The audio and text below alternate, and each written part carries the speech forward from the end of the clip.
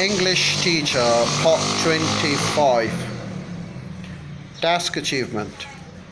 Effective and cohesive class groups best achieve common curriculum objectives and academic goals. Various individuals and bodies set these goals. Society in general, school officials, teachers, student body, a particular class, or one or more individuals.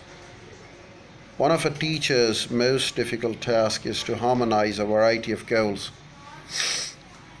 If goal setters differ in their objectives, conflict and trouble can result. To avoid conflict, it is best when practicable to discuss with your students what the common classroom goals should be and to try to achieve consensus, the support of the group for a common position. Teachers use academic tasks to help students reach curriculum goals that will promote their achievement of higher academic and employment goals.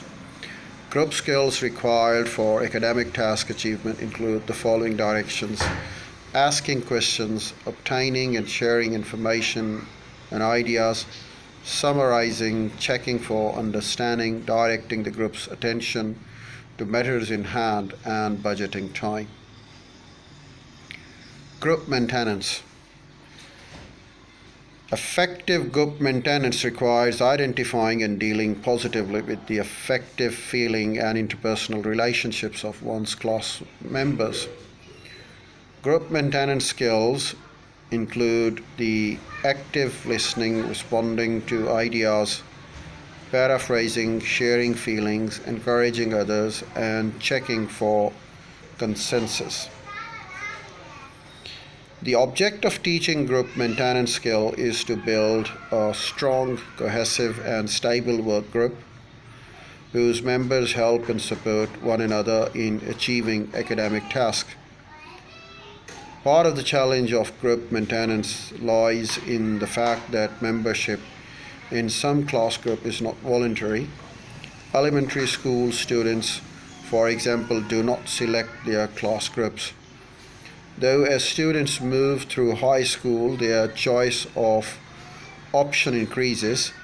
A secondary school class group may have several teachers and programs that provide various social settings.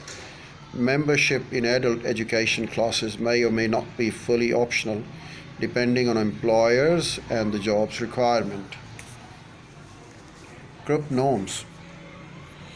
Every group has norms, accepted rules of the behavior. Rules established by the teacher may or may not be the norms, depending on whether or not the group accepts and follows them. Norms may include the language used in the class, the kind of clothing, the hairstyle worn in the school, subjects of the conversation, the person one talks to, and the amount of the work students do. Each subgroup within a class group has its own norms that may or may not be identical with the class norms. Norms can either facilitate or impede the achievement of curriculum objectives. A student's deviation from the accepted norms may lead to disapproval or rejection by the group members, or reprimand or punishment by the teacher, or even an expulsion by the school board. Group effectiveness. Well, group effectiveness depends in part on the group structure, that is, the pattern of the relationship determined by the position that members in the group occupy. Structure is affected by the following three factors.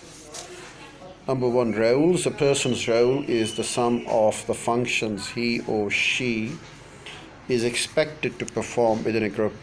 In a classroom situation, the two major roles culturally defined adapted by the members of the class are those of the teacher and the students. The teacher's role may range from the knowledge disseminator and disciplinarian to that of the learning facilitator and a friend. The role of each student may vary from a competitor to that of a helper or cooperative learner. Number two, status. The status or position of a group member reflects the degree of influence and the power that group attributes to her or him. Of course, some individuals and subgroups exercise more influence and power than the others do.